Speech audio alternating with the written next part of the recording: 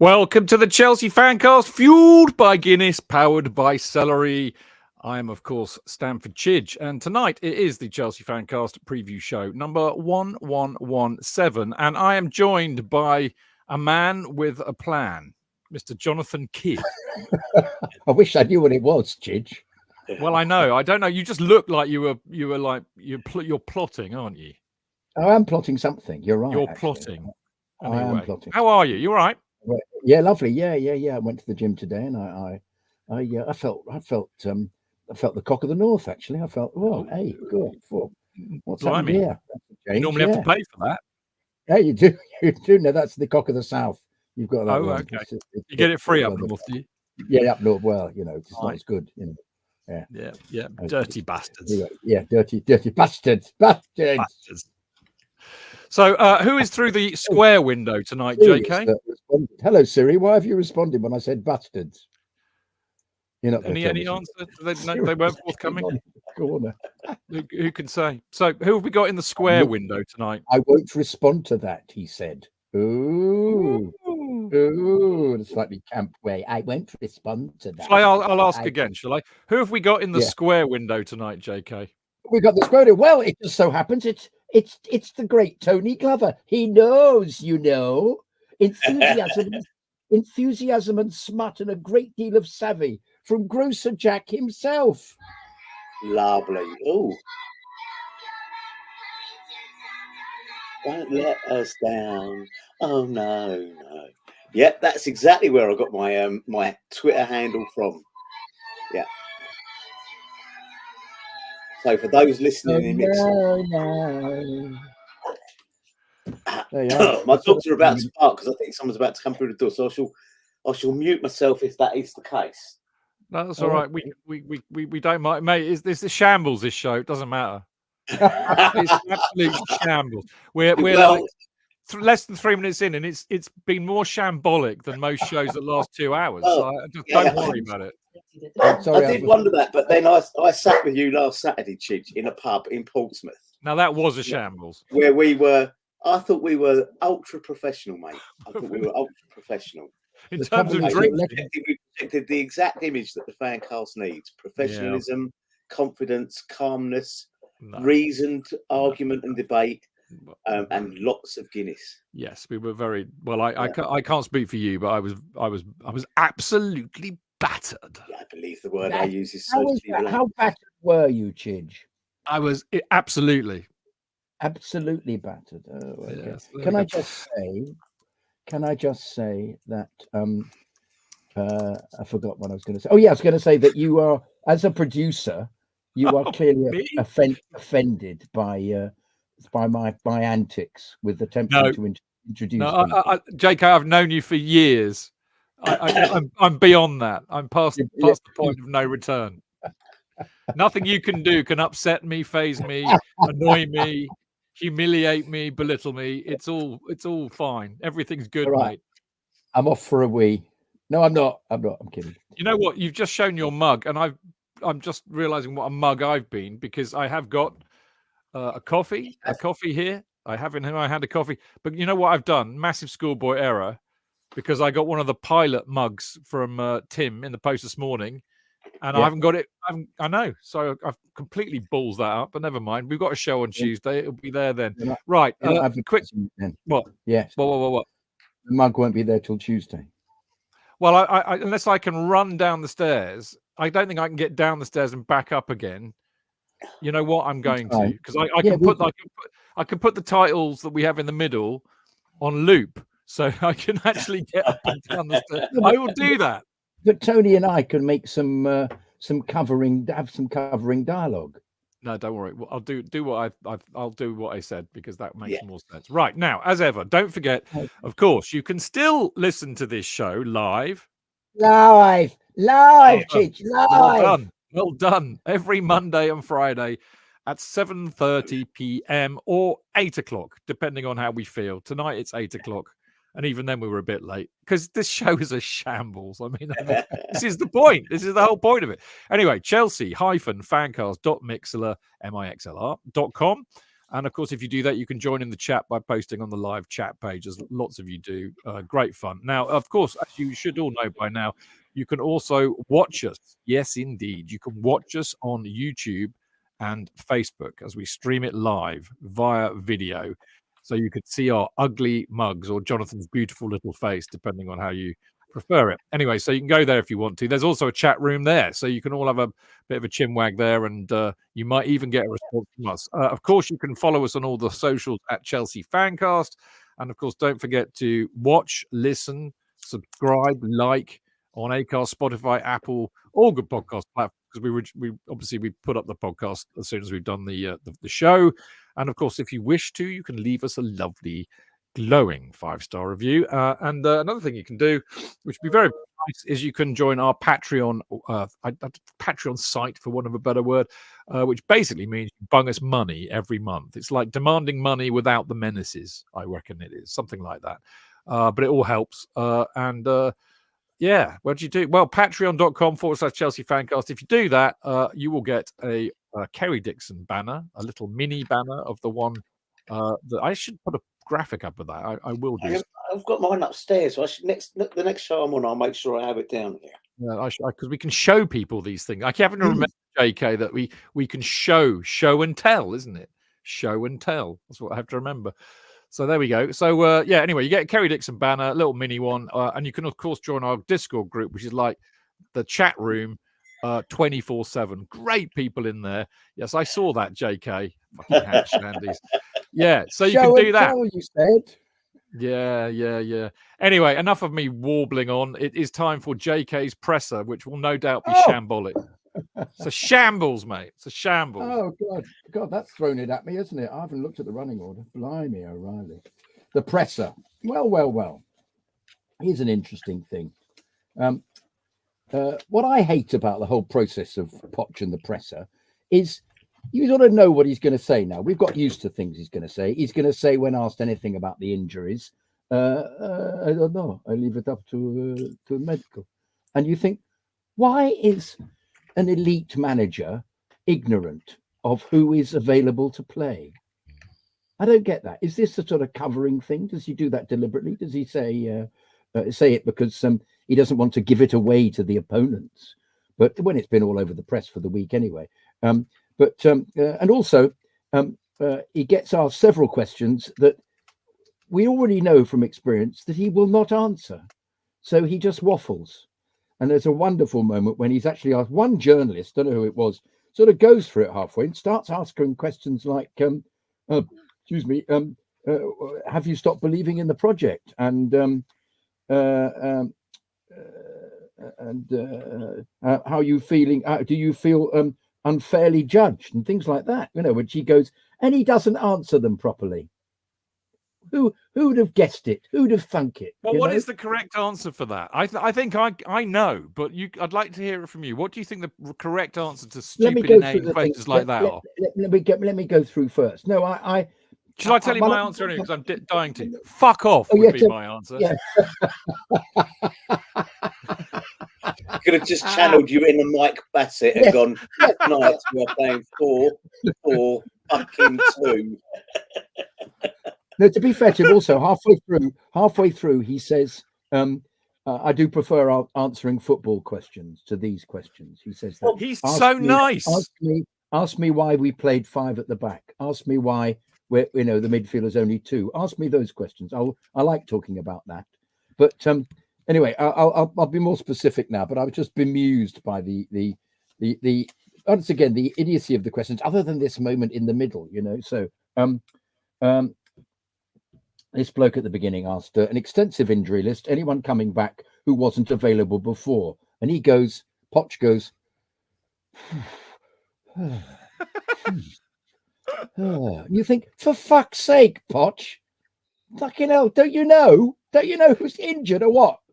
And he says, so far, no, I think the same situation. He says it like that, the same situation as last week. Okay. Maybe he was doing a Christopher Walken impersonation.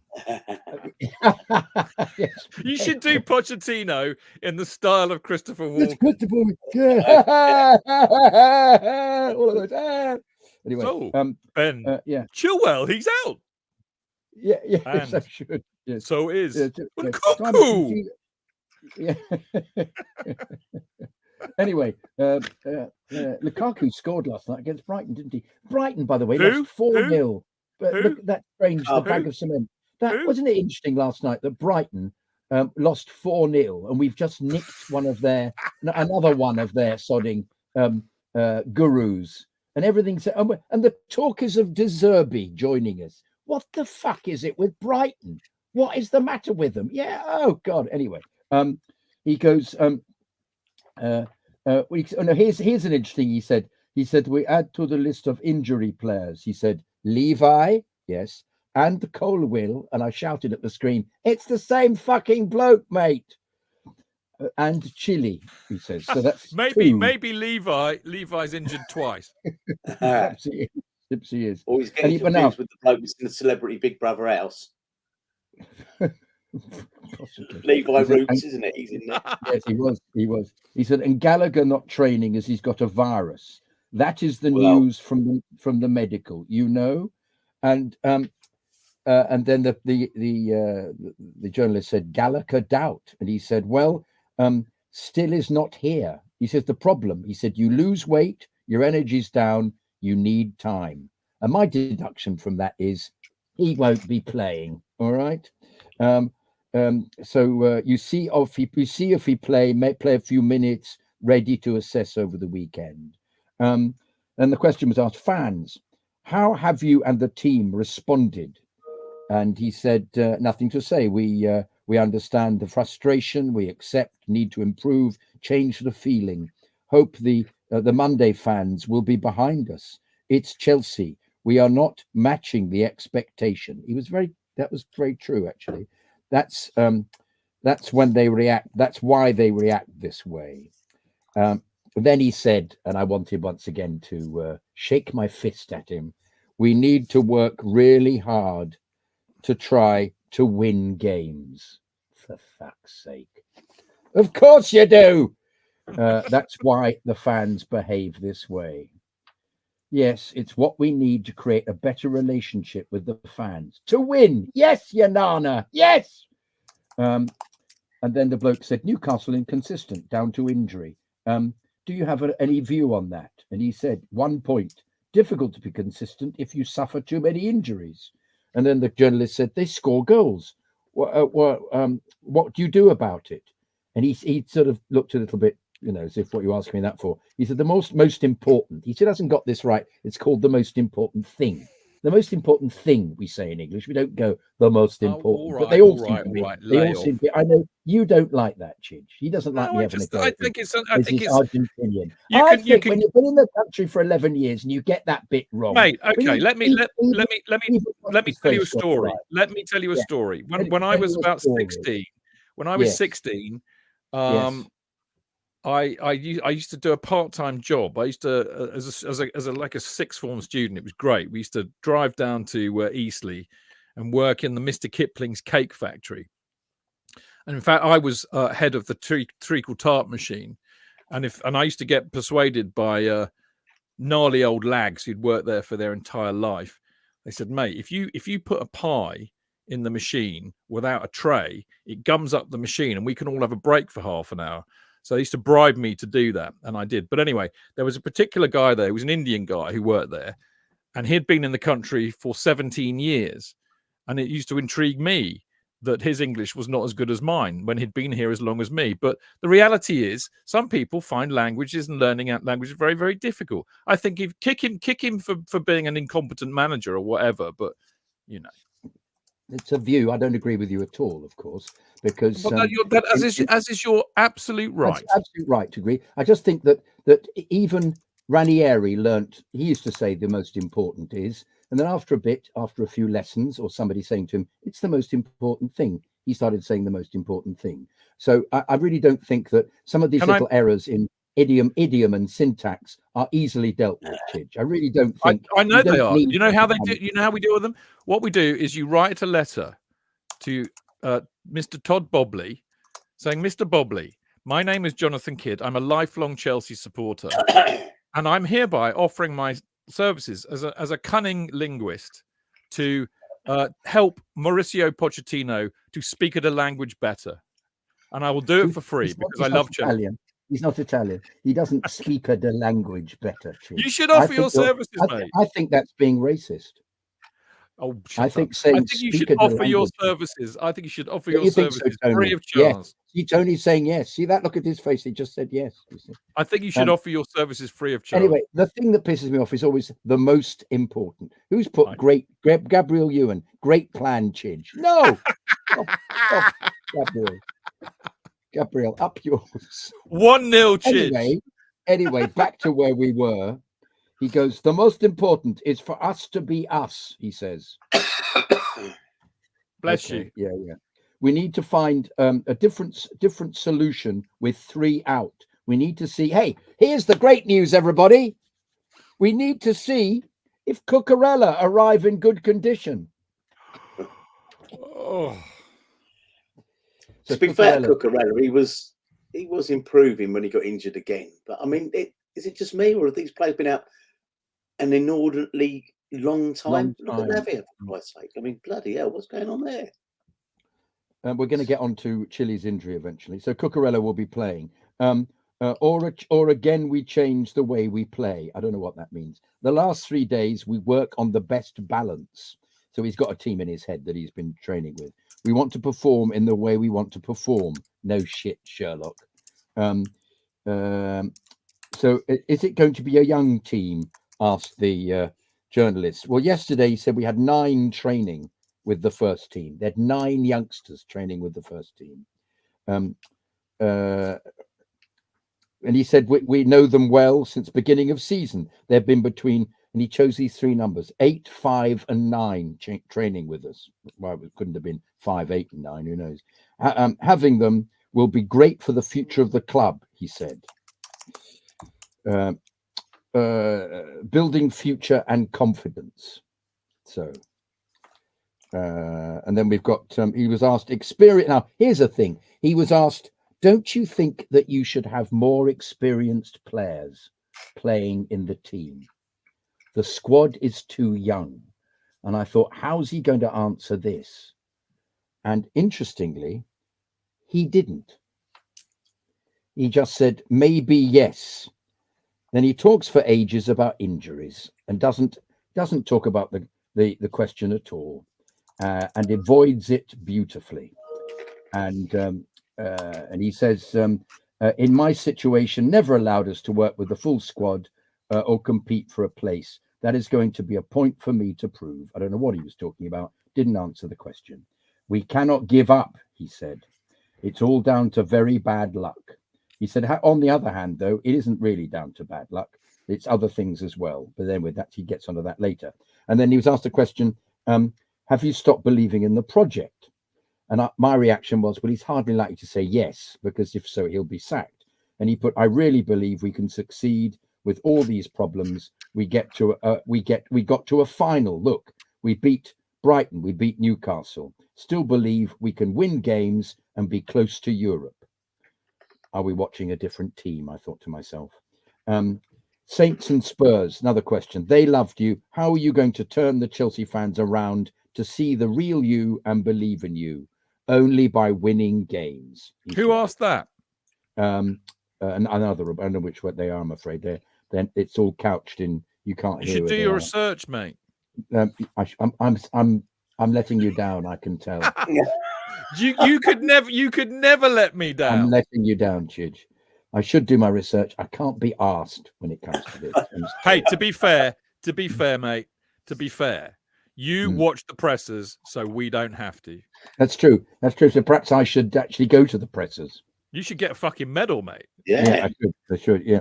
Anyway, we've only got another 2 pages to go. We still interested, everybody? Seriously.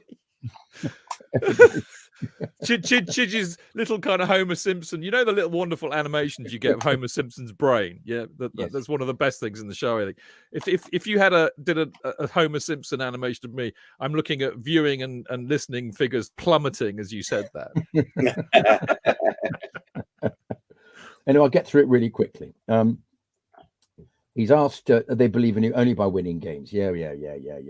And then he says, bizarrely, in the last 5 games, we haven't lost in 90 minutes, he says. Ooh. Yeah, the problem in the relationship with the fans is expectation. I really believe in the club, the fans and the players. I believe in the club, the fans and the players. Yes, okay. And he then blames it on the injuries, though, Tony. He says, my passion is to talk about you've got 5 at the back, or that's what I said earlier. Let's keep a focus on those questions. I need to come here, always explain the circumstances. I don't want to do that. I prefer to talk 100% about football. So he's been critical of the journos. He says, you see the result arrive, the result, and they're no good, and you need to analyze. Yes, well, yes, we do. Now, he says this, the journo says, so many injuries, this is the unluckiest you feel in your career, having talked about it. Yes, I think so. Yes, bad luck. People, do you feel therefore do you feel unfairly judged? Yes, it's not all the injuries, it's a problem with the squad. It's good to clarify, it's not only luck, it's also something, and he points to his head like this. Mentality. It's what he's saying. Broken fingernail syndrome. Yes, he said it's also Dutch syndrome. First time he said it ever in a press conference. It's not just bad luck or injuries, it's this. And he did that as if to say, he didn't go that, he did this. They're all mad. They're all mad. They're all fucking barking. They're all mad, I tell you. They're all mad, I tell you. But he said it's responsibility of the whole club. Chile, big injury. We need to wait. Nobody never has a clue, ever. We need to wait. And what happened? Apparently, at the end of the game, he just had a knee problem in the same way that Nkunku did. It's exactly the same thing. And he actually says, I don't know nothing. He actually said that. I don't know nothing. And I thought, almost Manuel. But he says, for sure, tomorrow I will know better. Are you alarmed? Says Simon Johnson. I understand the question. No, I'm Maurizio. I understand the question. And the Spanish guy does a whole stream of Spanish, and he says, I've been told to just say no. And he says, no. Here we are. Will the club spend again? Simon Johnson asked. He professes no knowledge, gets the Spanish translation, and says, I don't know. Of course he doesn't know. I need to be needs to be confirmed. I don't know. And he was then asked about Chilwell. Levi has hurt his toes. Yes, toe. Yes, toes. And then there's an enormous amount of laughter, and it ends. Well, there we go. I apologize if I've gone on too long, but no, you haven't. I felt there was some good moments in that. I felt him talking about the mentality. Well, he didn't. Nobody picked up on it. This is what I find so peculiar about these press conferences. He does something like that, and nobody says, "Oh, you're worried about the mentality of the team." Nobody says anything. So you think, why aren't the journalists picking up on that? I mean, honestly, we started this off by me telling you how I would have responded to those journalist questions. And I mean, I think actually it sums it up. They are a fucking waste of time for Maurizio. I mean, what is the point? We never learn anything interesting out of it at all. They never ask any questions that the supporters would love to get answered at all. It's just a fucking waste of time. And you know what? It's interesting. I love our mate David Walker from the Red But Never Read, who of course I follow on Twitter. He says the same every week about the City. He said he had a tweet today saying, I was listening to the City presser today on my AirPods, and he said it was really interesting because he could hear the exasperation and of Pep, when he was being asked these questions. And he says he has the same view about the pressers that we do. Yeah. It's just utter rubbish. and it's really beginning to annoy me. Yeah, it's So like PMQ, isn't it? Well, yeah, you know what, Tony? Exactly. You know, the Prime Minister's fed Keir Starmer's questions beforehand, so he knows what he's got. You know, what subjects he's going to have to tackle, and it's just a waste of time. Everyone just sits there going, "He hasn't answered the question." It's banal, banal in the extreme. Anyway, listen, because I knew, you know, from the presser that there would be a little bit of injury talk, and anyway, I knew that we'd had some injuries. I actually did some research, JK. No, Chidge, no. I did. I would have put this on screen, but as I nicked it from Ben Dinnery's website, I thought I'd better not. It would be better if it was called Premery, wouldn't it? Premierinjuries.com. Ben Dinnery's about the best person to look for about like injuries. The Premier Inn, is that like? Yeah, well, I stayed in the Premier Inn last week, which is probably just as well, because Alex damn near had to carry me home from the pub last Saturday. You missed that, Tony. I mean, seriously, mate, because, you know, I've got a bit of a dodgy Achilles at the moment. Yeah. And I am going to the physio on Thursday. I've booked an appointment. But by the end of that day, mate, I was done. And then we obviously got absolutely battered. And how battered were you, Chidge? Absolutely.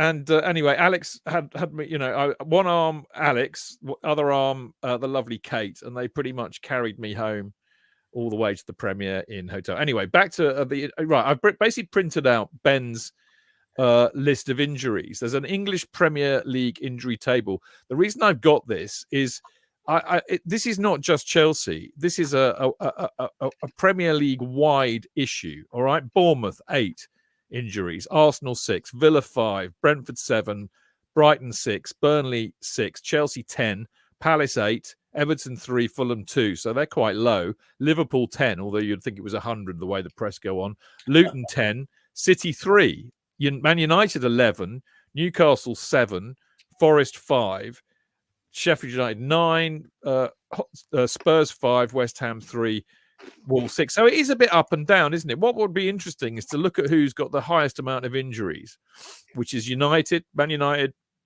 Sheffield United, Luton Town, us, and Liverpool, and see if there's a kind of a link in there somewhere, but I don't know if there is. But anyway, we've got injured at the moment Fofana, Lavia, and Nkunku, Badashil, Conor Gallagher, Reece James, Chukwuemeka, Levi Colwill, and Ugachukwu and Ben Chilwell. It's a lot of injuries, mate. But as I said, you know, we're not alone. I think there's something going. I was talking to somebody in the pub about this the other night. Buggered if I can remember who it was. I might even have been when I was out with Tony and everybody. But we did have a chat about it. We did, didn't we? Because there was what was his name? Matt, the Fulham fan, does a Fulham podcast. Yeah. There's something rotten in the state of Denmark, as in the game at the moment, because I don't know whether it's the training. I don't know whether it's the type of football they play. I think Matt said he thought it might have something to do with the grass, because the grass is interwoven with this synthetic stuff at the moment. Who knows? But there is something wrong in the game at the moment with all of these injuries. Well, we both said that. Me and Matt said about the grass. And Matt also said it's also, when you look with the interruption of the World Cup, it's the compression of the footballing schedule. So you've got this ridiculous, almost ongoing 3 games a week situation for an awful lot of clubs. And what did they give them? They gave them a midwinter break, a fucking week off. A week. There's hardly a break, was it, really? I mean, so I think there's a lot of that. And as Daryl MM72 says, hard pitches. These pitches they're very different from the ones. When you look at the wonderful Chelsea Leeds game, you know, it was played in a bloody mud bath, wasn't it? It was just, they could slide on their knees, and it was almost like watching Ski Sunday as they slid on their knees or whatever, but got covered in mud. Now they slide on their knees, they get covered in water, but, you know, God help them if they get a stud caught in one of those bits of grass or whatever. And I think that's a lot of it. The pitches are harder, the game's faster. These are far more athletic than the Osgoods and the Hutchinsons and people like that of the past. And I think we were sat in the pub last week, Chidge, and I said to you, it's almost like the more complex an F1 motor car is, the more likely something's going to go wrong on it. Yeah, and it doesn't take much to stop it working to its full extent. I think that's where we're seeing it now. It's, you know, look at the injuries this season. I mean, people will say Pochettino shouldn't use it as an excuse. Well, what else can he do? You've got a squad of 23 and you've got 10 of them out injured. Yeah. And you're going and they're key players. They're key players. Yeah, it's not like they're, whatever. And I just think I'm not sure. The answer isn't the answer isn't to increase the squad size, because that will just favour the bigger, richer clubs, and probably sow some sort of discontent within the club when you've got a squad of 26 or 27. If you increase it to that, with players that are not able to get a game every week, when everything is going well. I don't know what the answer is, but there is. And I'm not just saying it from us. I'm saying it for, there are players, like you said, there's Man United with 10 or 11, Liverpool with 10 or 11. This is a lot to take out of your primary squad, a lot. And people go, well, it isn't an excuse, but it fucking is an excuse. If I can't play walking football on Monday night or any Monday night, because I was a pisshead and fell down the stairs and broke my fucking leg, that's a pretty good excuse, isn't it? I can't go, it's no excuse. I can't, Liz, I've got a broken leg, I can't play. There you go. JK? I don't know if you noticed, but occasionally when they do the slides into the corner after they've scored, some of them can't get anywhere. The pitch stops them from sliding. It seems to me there's very little depth. There's no sort of stud depth in some of the pitches. You wonder where the grass is, the earth isn't as deep as it used to be when we played, when as you say, you had a mud bath, but at least when you're wearing a long stud, you wore a long stud because you were keeping up in the wet conditions. This doesn't relate to any kind of proper grass anymore as we know it. It's a synthetic environment, and I wonder whether the even the boots that we wore weren't, those huge leather edifices from the 50s. You wore clogs, mate, didn't you? Me personally, I wore those. I've got a pair. I'll bring them in sometime and show you. Seriously, I've got a pair I wore when I was 4. In fact, when I go and get a cup of tea, I'll bring them in a minute, because they're on my they're in my bookshelf. I just love them. They're fantastic. But that kind of, obviously not looking for that. But we wore something that had a little bit more leather on it, and I just wonder whether these slippers are the number of injuries that seem to happen. They get stepped on the end of their foot.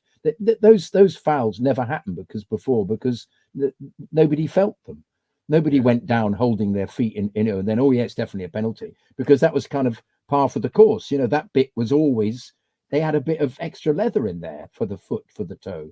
And I'm wondering whether they should go back to that, actually have something that's more of a support. I think, who is it mentions this here on, Daryl mentions it, plus soft boots with no support. Absolutely. It's that aspect of it. But also, and as has been proven, the athleticism, I've talked about this before, the athleticism of them has taken such a different turn. It really is a phenomenally athletic game that you can, I think Reece James hurt his hamstring by traveling backwards, because you're doing something that you haven't, he's doing what refs do all the time, which is to walk backwards while looking, it's that thing. And I think Reece James did that because it puts a different stress on the hamstring, and he tore it through doing that, rather than just running forward. So he's running backwards at great speed, but he's doing it because he's looking for the other player at speed. And the hamstrings aren't used to it. It doesn't really seem to matter what exercises you do. And I think they're a bit fucked once they've had that injury. The scar tissue around there, it's very difficult to get rid of. And I think you're then far from it being an area where you won't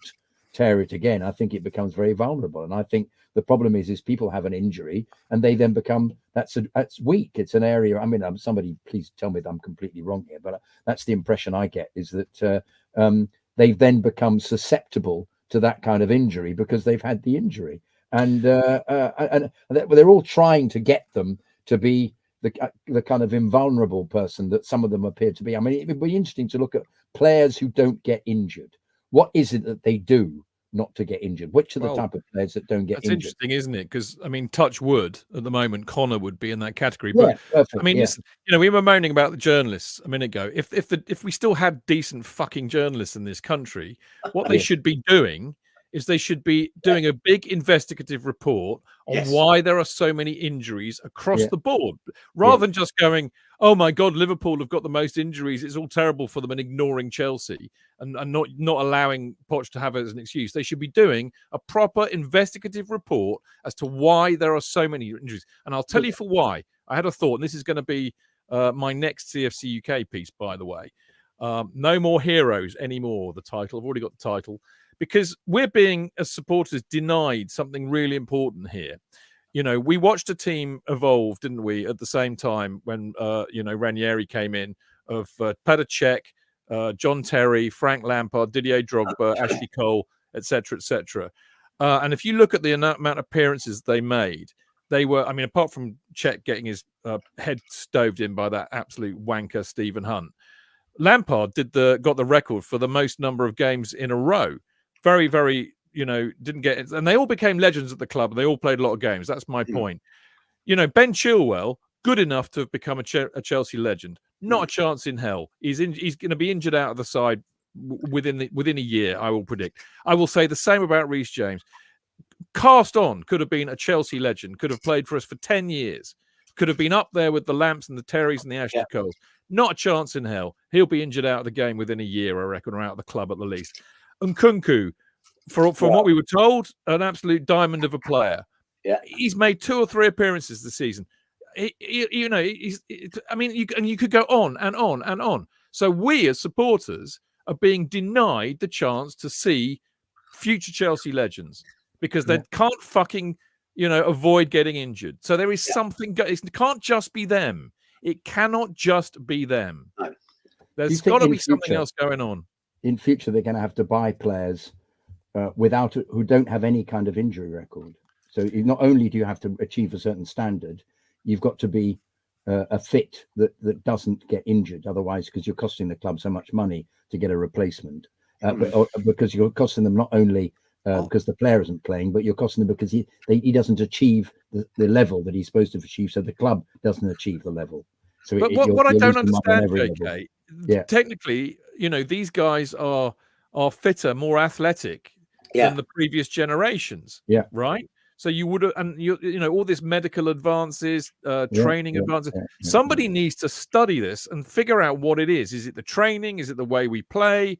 Is it the number of games? Is it the boots? Is it the pitches? Somebody. If I'm Todd Bowley, I would be sitting here saying, I'm investing $1 billion, $2 billion quid in this, and I'm not going to get a return on my investment because these guys end up being in emergency ward 10 for most of the season. I would be pissed off. I would want to know why that's happening. Yeah. Right? You think the Athletic, who are apparently supposed to be the best the best writers in this, they've got top people, would have approached this because it's the kind of thing that they approach. So let's hope that somebody from the Athletic is listening to this tonight. Yeah. Well, Caroline's saying so buy players when they're born. Don't they all have injury records? Of course they do. Everybody gets injured if they play long enough. But what we're seeing now, Caroline, is players getting. You look how many games Ben Chilwell's played in the last 2 or 3 years. Reece James, Nkunku, Lavia. Kante. Well, Kante got. Yeah. Well, we broke Kante, or Sarri did, didn't we, by playing him in that Europa Cup final.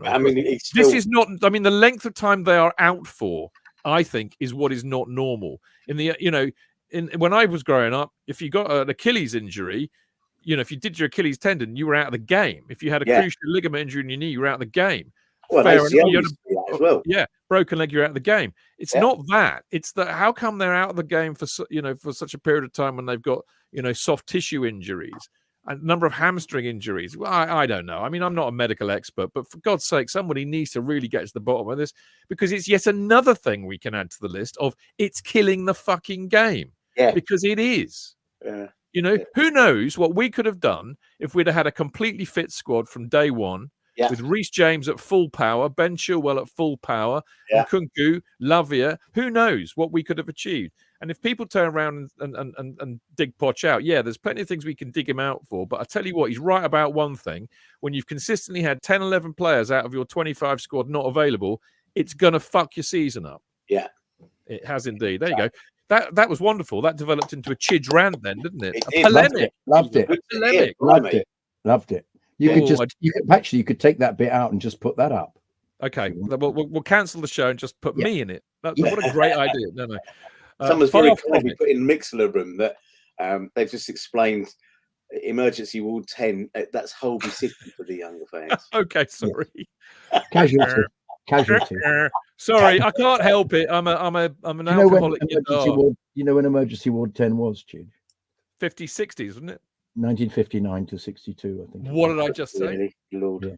Before I was born, but the joke remained the same. Exactly. Yeah. It's the same, because I understood it, and I was born in 1975.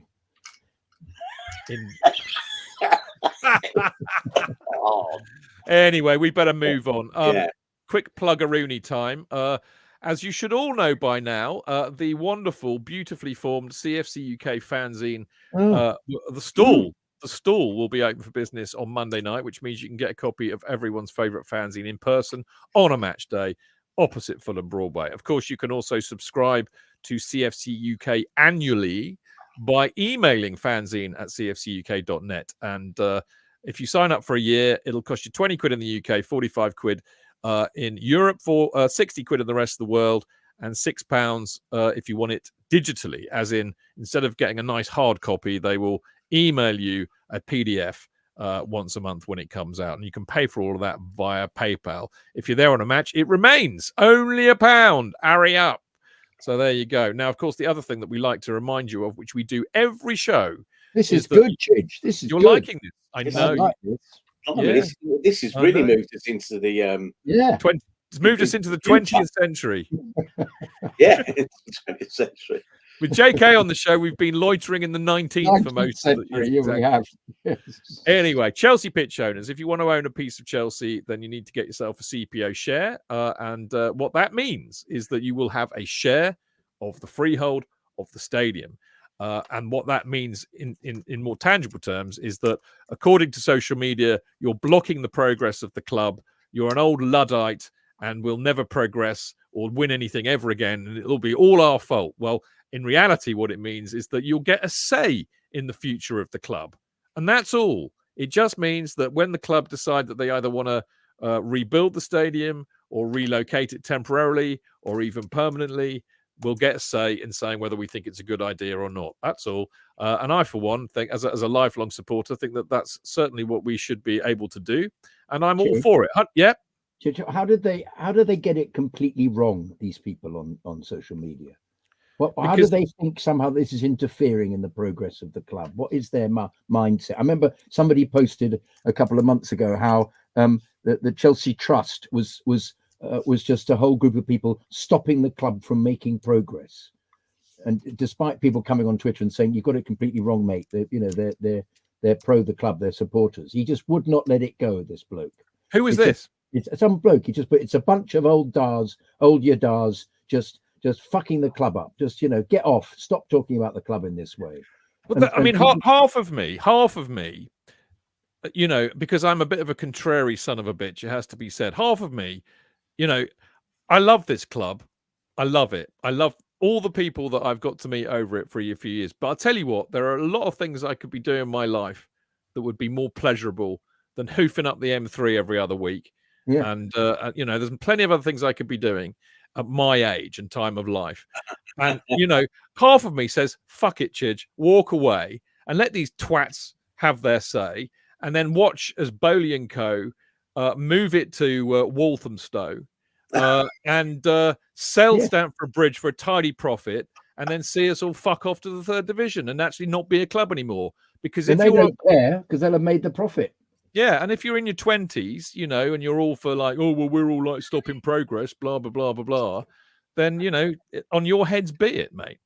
Yeah. Whether they would care as much as we would is a moot point. I don't know. I cannot say. But, the point is that we're all old enough to remember when things like this were a real possibility. When the Mears family screwed it up. Sorry, apologies, Chris. But, in the early 70s when we nearly went bankrupt and the players weren't being paid. And then when Marler Estates and Cabra and all of that lot were salivating at the prospect of buying Stamford Bridge, selling it for real estate and making us, part of Fulham Park Rangers or whatever it was. And then this is why Ken Bates set up the CPO, because history repeats itself. There's a very real look. Chelsea Football Club is situated in one of the most desirable real estate areas in the world, let alone London. So, it's a very real prospect that if it goes tits up, Chelsea Football Club will not exist. We've just seen how close an existential threat the club faced back when the government tried to kill us in the first place. These things are always possible. So if you want to protect about that, if you want to have Chelsea Football Club carrying on for your grandchildren and your great-grandchildren and your great-great-grandchildren, then these things are important. It's not just about, winning the fucking Premier League or beating Man City or measuring your dick against somebody else. For some of these people that have been supporting the club for a lifetime, it's way more important than that. So there we go. That's a second rant. Another rant, Chidge. I've set you up twice now. Chidge's rants are sponsored by Cafe Michu. Cafe Macho. I set you up, Chidge. Cafe Michu. Yeah, it's like Bolivian marching powder, but legal. Anyway, you know what to do. 110 quid for an electronic share and 175 quid for a frame share, like you see on the picture on the screen now. And as it also says on the screen, go to chelseafc.com/Chelsea-pitch-owners. Email them at comms@chelseapitchowners.com and follow them on social media at pitch owners. So there we go. That's probably enough blathering on from me for a minute. We will be back with you shortly for part 2, when we will be previewing Chelsea versus Newcastle United.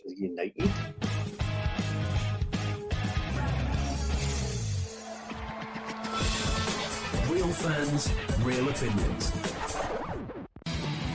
I'm Jason Cundy, and you're listening to the Chelsea Football Fancast. Proper Chelsea. Footballfancast.com.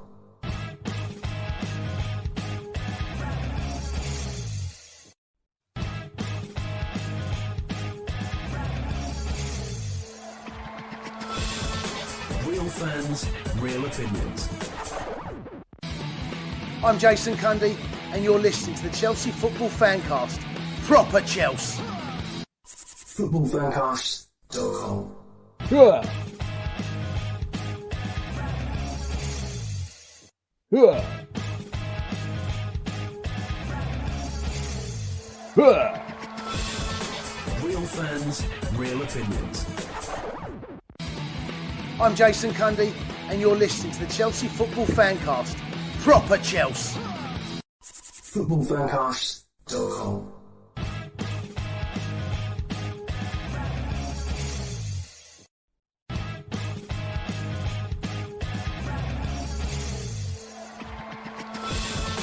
Real fans, real opinions. I'm Jason Cundy, and you're listening to the Chelsea Football Fancast. Proper Chelsea. Footballfancast.com.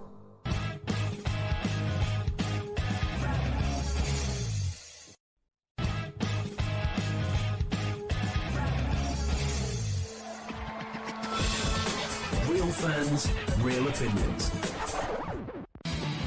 I'm Jason Cundy, and you're listening to the Chelsea Football Fancast. Proper Chelsea. Footballfancast.com.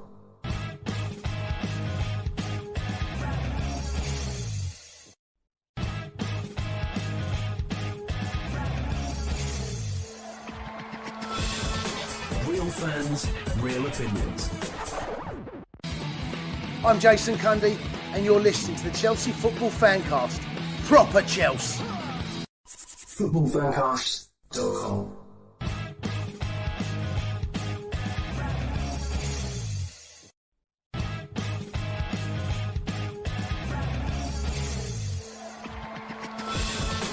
Real fans, real opinions. I'm Jason Cundy, and you're listening to the Chelsea Football Fancast. Proper Chelsea. Footballfancast.com.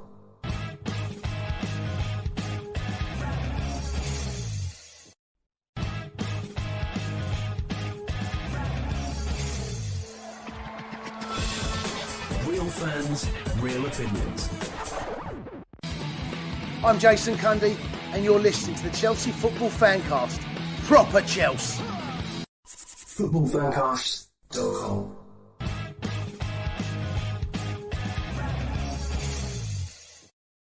Welcome back. Schoolboy error, left the last still up, but there you go. That's me. I'm Stamford Chidge, and you're watching, listening to, imbibing, call it what you will, the Chelsea Fancast preview show. And I'm joined as ever by Mr. Jonathan Kydd, who's on mute. He doesn't know why. I'll say hello to Tony in the. Oh, he's back. He's back. Hello, mate. Can you hear me? Well, I don't know. Can mate. you hear this? I don't know. No, I don't hear very well these days because I'm an old alcoholic Yadar, mate, who's a bed blocker and blocking the progress of the Chelsea Football Club. What are those, mate? That's outrageous. Good Lord. Good Lord. That looks like something out of... They look like hobnail boots, mate. It looks like something out of all a these Dickens when I tale. was 4. Ah, well, there you go. I said something out of a Dickens tale, didn't I? Yeah. Look at that My toe cap. word.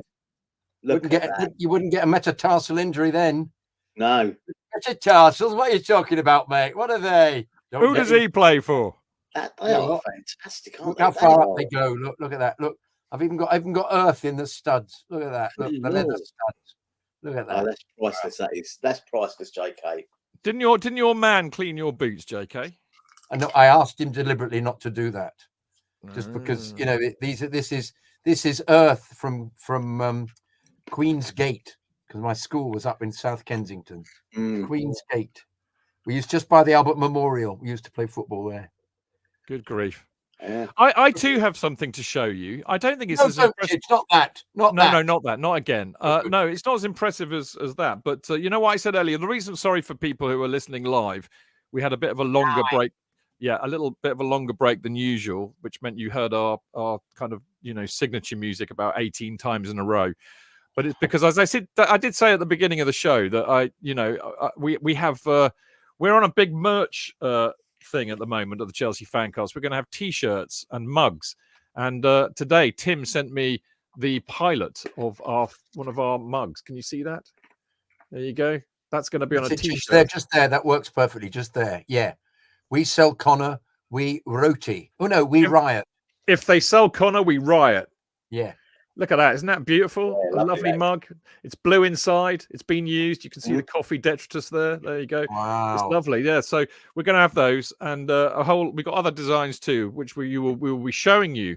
We will be showing you in the fullness of time. Tony, while we're here, have you got anything exciting to show us? Not that. Well, I would have known you were going to get that because I've got a couple of mugs from Tim. No, we're not promoting anything other than Chelsea Fancast or JK's boots. So it could be a knick-knack. Think of this like the Antiques Roadshow. A Fancast knick-knack. No, I haven't got anything. Nothing. Jenny loves this mug so much. I'm going to show it again. There you go.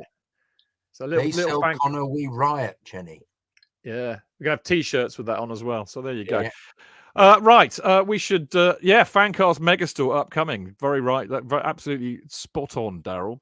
Right, what are we doing? Oh, I know, it's the Chelsea Fancast preview show, and we are playing. It's a shambles, this show, isn't it? It's an absolute fucking shambles. I love it. This is how, in my head, all those years ago, JK, when I was making television professionally and being rather good at it, if I do say so myself, in my head, I said, I will make a program one day that will be an absolute fucking shambles.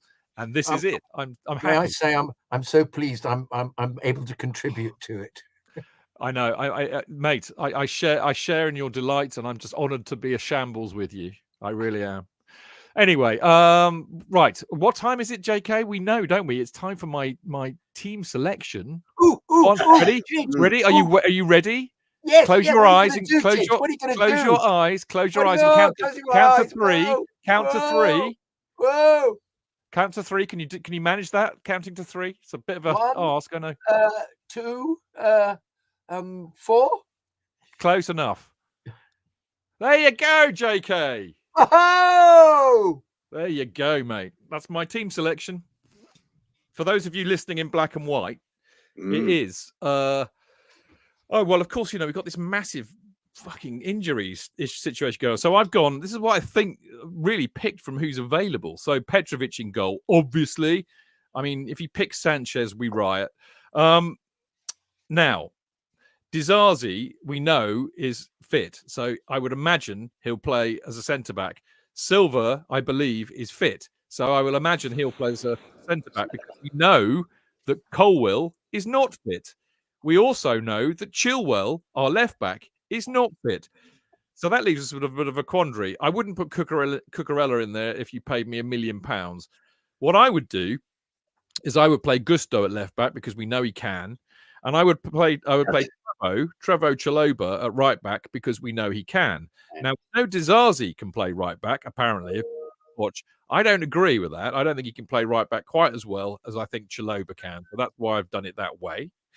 In the middle of the field, we have. I'm going 4-2-3-1, by the way. So there's no other option. If I'm presuming Connor is also, not going to make it because he's not been well. So therefore, Fernandes and Caicedo retain their position as the two in midfield, or the two more defensively minded midfielders.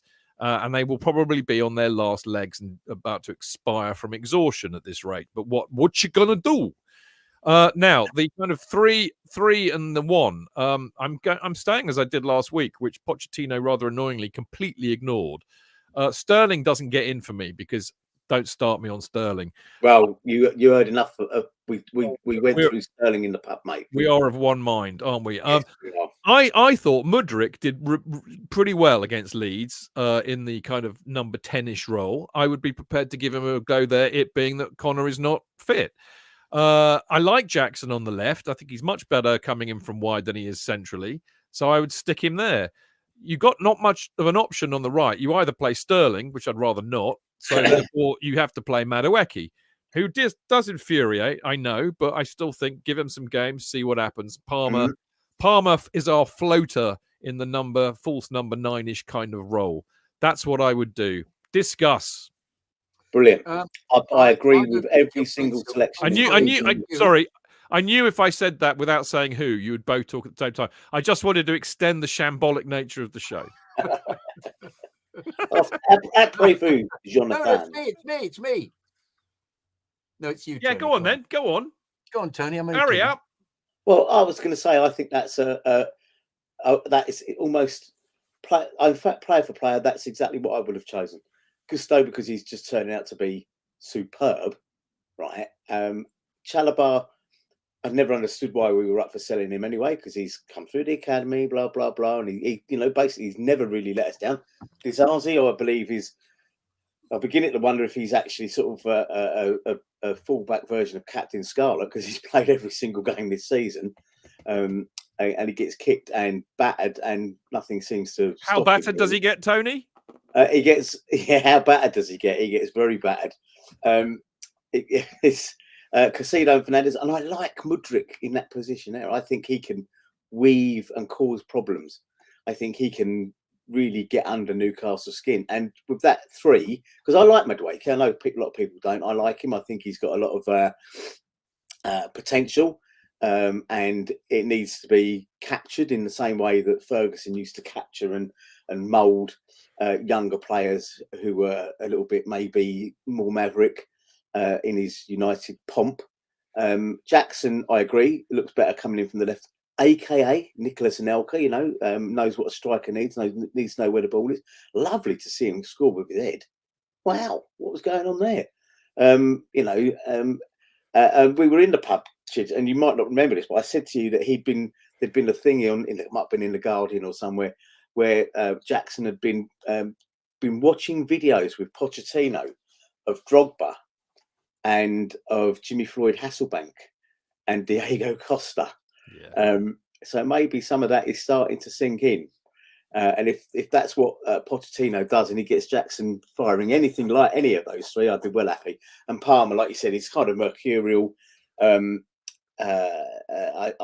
only saw the goals from Saturday's game, but I mean, he basically took the ball off of Mudryk, as far as I can gather, and put the ball in for Disasi to head in.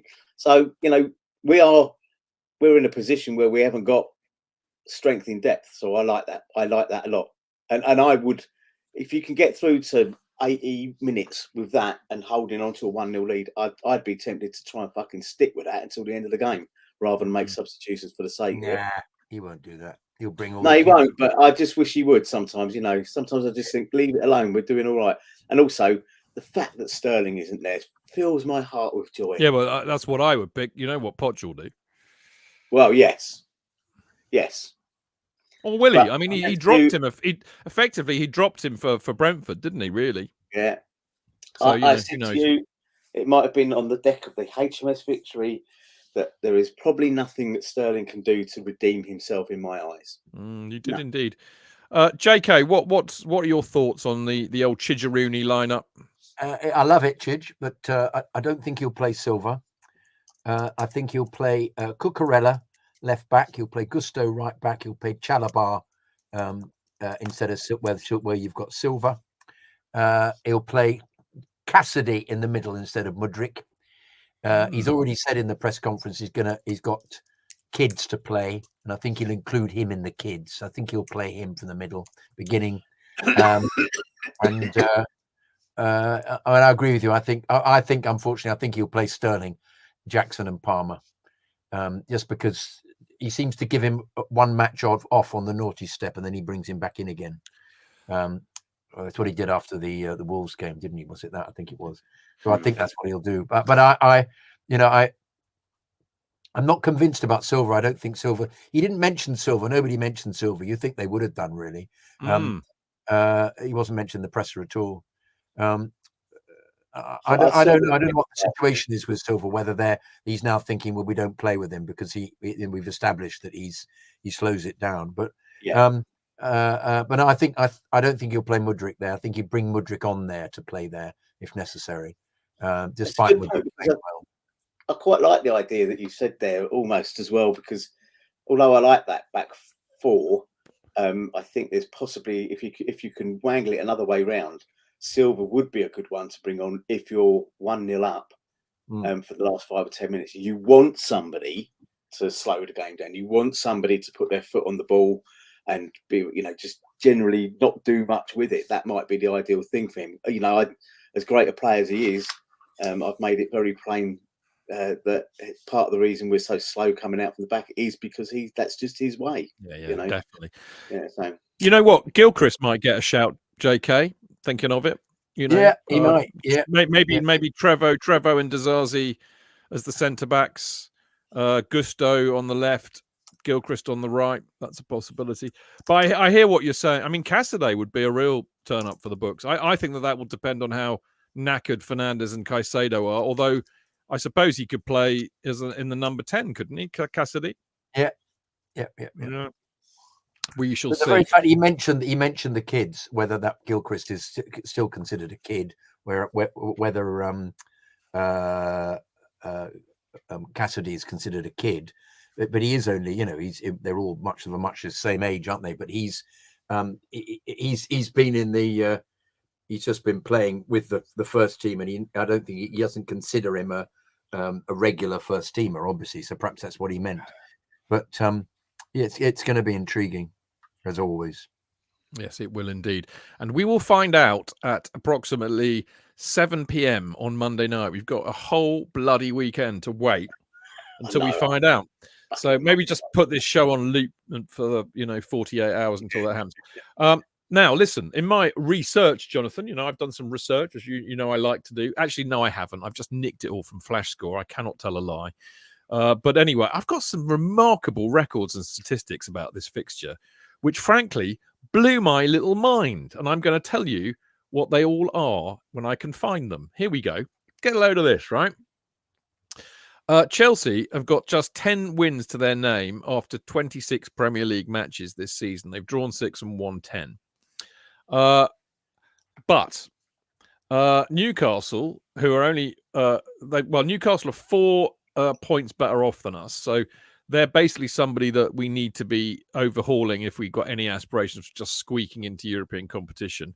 However, we've only got 3 wins, three wins from 27 games against sides starting the game week above us across the past 3 seasons. We've drawn 8, lost 16. That's shit. Also, we just had 2 draws in the league. So if we don't win this one, that'll be winless for. So I'm sorry, I'll read that again. It'll be the second time that we'll go winless in 3 games if we don't win on Monday. Now, we're in good shape historically, apparently, in this fixture at least, because we've only had 1 defeat against Newcastle at home in our past 28 Premier League head-to-heads at Stamford Bridge. We've won 20 and drawn 7. And was one of those the wonderful goal by I think did Demba Ba score against us, but also the other bloke scored from miles away. Whose name I forget entirely, and that was it was a night game. I was there, and I had a prime view of it. It was somebody. I think I did a show. We did a show that weekend or the Monday. Papis, wasn't it? Because I said taking the Papis. Clever, yes. Because he was. Or Cisse, Passis, I can't remember. Anyway, I remember it. Yeah, taking the. I think it was Papis, I said. Well, I can't remember. Anyway, yes, it was. We lost that 2-0. But that is the only one in all of our Premier League games against Newcastle at Stamford Bridge. Remarkable stat. Now, Newcastle have never secured a Premier League double against Chelsea. In 1986-87 was the only time, or the last time they beat us in the top flight, both home and away. And only 6 sides coming into this round have picked up fewer points on their travels than Newcastle, which is 11 points. They've won 3, drawn 2, and lost 8. So they don't travel well. Howe, of course, we always like to call him Ernie Howe, don't we, JK? But Eddie Howe has an... You can tell I watched Fulham in my youth. I know we're a shambles, Tony. This show is an absolute shambles. That's why we get the names wrong. We get everything wrong. Anyway, Ernie Howe has an impressive record against Chelsea. How about this, right? Of all the managers to have faced Chelsea more than 10 times in the Premier League, only Kenny Dalglish at 77% and Pep Guardiola at 56% have a better win head-to-head ratio than Ernie Howe at 43%. Yeah. So he does like beating us. Players to watch. This is a beautiful stat, which it made me moist thinking of it. The most combined goals and assists by a Chelsea player aged under 22 in Premier League history, 17, Cole Palmer. That's not bad in your debut season, is it? That's pretty damn good. I didn't know it was the best for an under 22-year-old. Now, Anthony Gordon, who, of course, should have been a Chelsea player, is bidding to become the first Newcastle player in Premier League history, or if you want to translate that, ever, because nothing counts before 1992, obviously. So he will become the first Newcastle player in the Premier League to score in 3 straight games against Chelsea if he scores on Monday night. So put your money on that. And how about this? This is my favourite stat. They loved it too. They called it their hot stat. Chelsea have not lost a home Premier League game in March since 2001. They've won 31 and drawn 6. We've not lost a home Premier League game in March since 2001. That's mental. Even in the Anna Cerebalis, by then we'd started to resurge because he'd been sacked. Yeah. But I find that incredible. We've never lost in March. Well, not lost in March since 2001 in the Premier League. Good Lord. This team may lose all of them. That's right. Rewriting history. That's what we're doing. So there you go. So, you've got all the stats there, and they are quite Billy bonkers. Normally, I wouldn't bother reading them all, but I just looked at them. I thought, these are all mental. These are all mental. Okay, so here's the thing. Is it going to be Jekyll and Hyde and caviar and turds again, JK? What's going to happen, mate? What's going to happen? I think we'll win, mate. I think we'll win 3-1. But what's going to happen other than the prediction? What's your analysis? You want more of it? You want more? I want more. I don't want. I mean, I've had the shambles. I want a bit more analysis now. How's it going to go? We'll get the ball in the net 3 times, and they'll get the ball in the net once. Okay, that's a wonderfully shambolic answer. I'm loving that. I mean, the thing is, Tony. I mean, look, we're not experts. No, far from it. Far from it. We're a shambles, but it is actually impossible to have an absolute Scooby as to what Chelsea will do from game to game. I mean, I've never. I have seen something like it in the 90s. It was very much like this in the 90s, wasn't it? Where we would turn up and play really well against a good team, be hopeless against a bad team, and you never quite knew what would happen from week to week. And our form, I mean, our form says it all. Last 5 games, drawn 1, lost, drawn 1. I mean, drawing against Man City, we should hasten to add. Yeah. Not getting hammered by Liverpool, we should hasten to add. And then drawing 2-2 against an absolutely shit, injury-ravaged Brentford side. Newcastle, who were in wobbly form not so long ago because they had a lot of injuries. I mean, they've won their last 2. I mean, they beat Wolves 3-0, which, I mean, Wolves are a decent side. Yeah.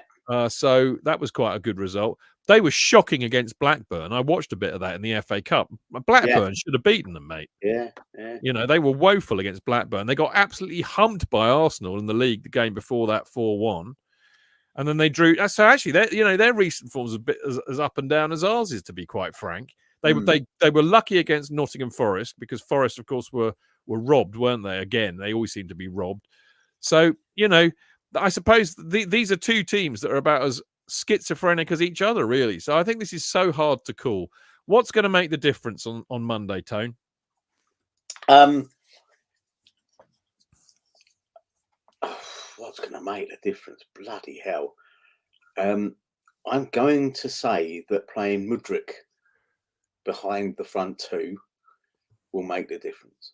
And I think that he will plague them at the back. And I think we will win 2-1. Now, I'm a lifelong Chelsea pessimist, as you know. Okay. But I still, we discussed it again last week. I keep saying this, but we did. I'm trying to remind Chidge for all the listeners and watchers that trying to get him to remember some of the conversation we had in the pub. I can't remember any of it, mate. I'm not kidding. Destroy every brain cell. We had a good conversation about it, and I said to you, and when we were talking to Matt and Wendy and Alex as well came over, and we were just chatting away, and then we had the Arsenal guy come over, and I can't remember his name now, chatting to us. We were like a kind of social club of people coming in and talking to us and disappearing. It was beautiful mingling. But I think, I'm still one of these Poch in. I still think it'd be, if you sack him now, you're just going to go back to where you were last season and start the whole thing again with the same set of players, back to square one, rather than sticking with somebody who has got to know the players. They patently knock down tools. They may not be the most intelligent. They may not be the most experienced, but they're growing and learning together. And I think that's what we'll see. I think we'll see that on Monday night. We've always said glorious unpredictability or something along those lines. Marco. Yes. And he's right. This is the Chelsea that I've known for years and years and years before the Abramovich machine came in and turned us into this ruthless for the Jose early years or whatever, and for much of the years afterwards. When we won league championships and stuff like that, we were ruthless. Absolutely. Killers, cold killers. But now we've regressed over the years. And I think when you asked that question earlier on, you said, "Oh, does he still believe in the project?" If I'd been him, I would have said, "Yes, I fucking do." And it's needs time. You can't just do this overnight. And I just think absolutely in every way, sacking him now would be as bad. Well, no, it would be worse than when we sacked Potter last year because it patently wasn't working. They patently down the tools with a stupidly large squad, and I just think this is different now. And I think they're playing for him, Tony. I don't see a bunch of players who are not playing for the manager at all. No, exactly. I mean, it's whether the players are good enough. I mean, the injury situation when you've got, like you said, key players, Reece James. And for the few games we saw him last year, that Wesley Fofana looked great. He looked great. He looked like he was going to be a real, absolute bonus to us. But it's just not, when you got players like him out. And then Kunku, I could barely believe I was reading that he was unfit again, or, got injured again. I mean, I just think to myself, there was a little bit of me that wanted to say, well, just fucking get rid of him then, But I think, I'm fairly confident about it. I mean, like you said, Newcastle traditionally don't travel well. Okay. It's a Monday night. Whether they'll bring the full set of fans with them when a lot of them won't be able to get back up to Newcastle that night because the trains won't be running, etc. is a moot point. And I guess I like night games under the lights, so maybe there'll be a bit of atmosphere this time. You know, I'm fairly confident. Yeah, they'll always get their compliment, you know, because they're the away fans. They'll, if necessary, they'll sleep in a park, you know, to watch us. I don't think there'll be a problem with it. I'm just impressed with the fact that Dubravka's such a good goalkeeper, because he wasn't even the first choice, because it was Nick Pope originally, wasn't it? Dubravka's taken on, and Byrne puts in a very decent shift and is now beginning to score goals. But I'm trying to work out who their injuries are. Now, there's an interesting point, isn't there, that Lewis Hall apparently is being returned to the club. Have you heard that? Really? No. Yes. I read today that he's nearly tripped the the clause, which means that they have to buy him. Yeah. Oh, I was told. I read an article that he was because he was near that, they decided they didn't want him and they were going to return him. Yeah. So let's see what the truth is. They've of course got Livramento's now a big player in the first team, and apparently Trippier isn't performing well at all. I think that's he was due to be sold, wasn't he, in the window? I think there was big rumors. Yeah, they were thinking about it. Yeah. But up front, they've got the excellent Callum Wilson. I think gets injured a bit though at the moment. I think that's the problem. And Harvey Barnes has always been a decent player. Yeah. And as you say, Chidge, Gordon is an example of the stats gurus actually getting something right, because the players they offered for Gordon and the Man United winger, what's his name, the youngster, they offered for both of those, and both of those are clearly decent players. Gordon is clearly the best pick. So, but we wouldn't have got Palmer had we bought Gordon.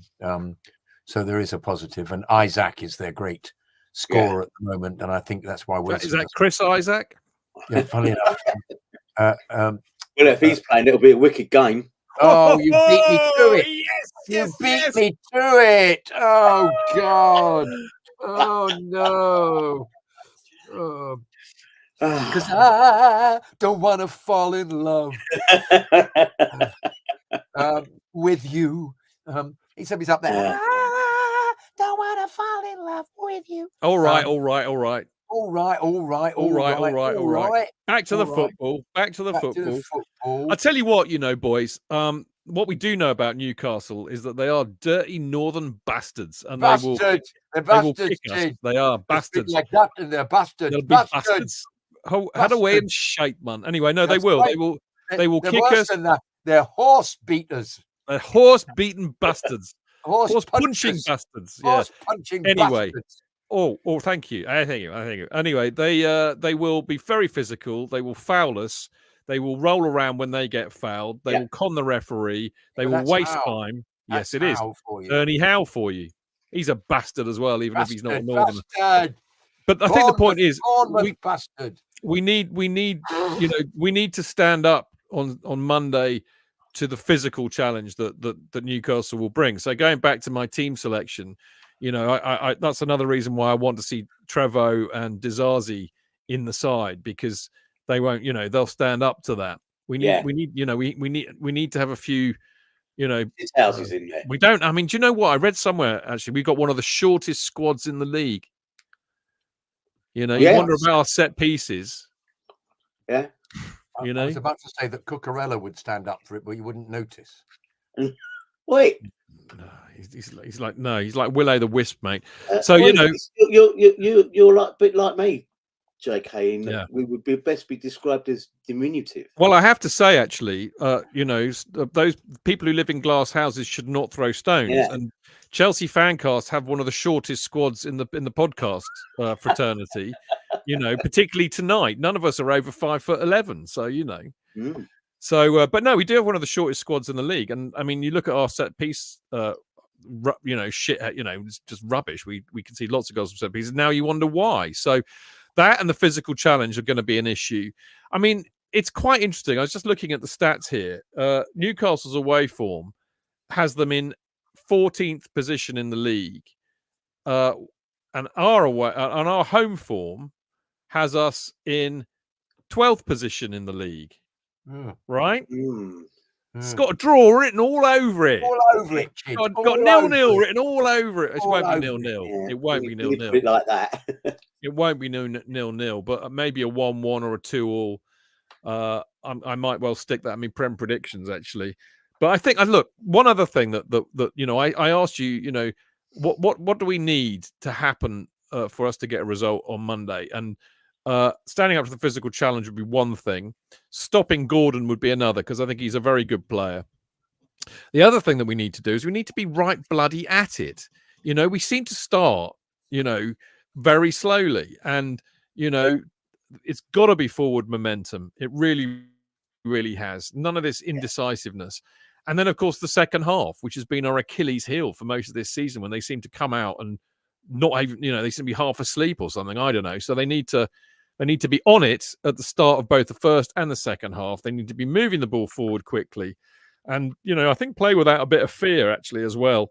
That would help a long way along the line.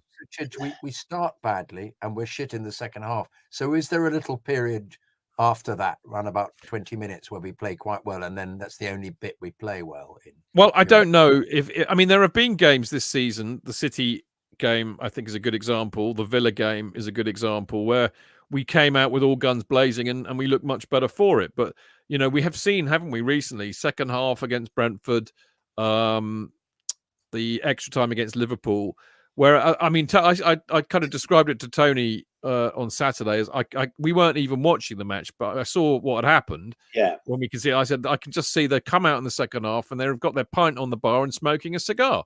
Yeah. Because I think it's concentration. I think it's mentality and concentration. Maybe it's a function of the fact that they're quite a young side.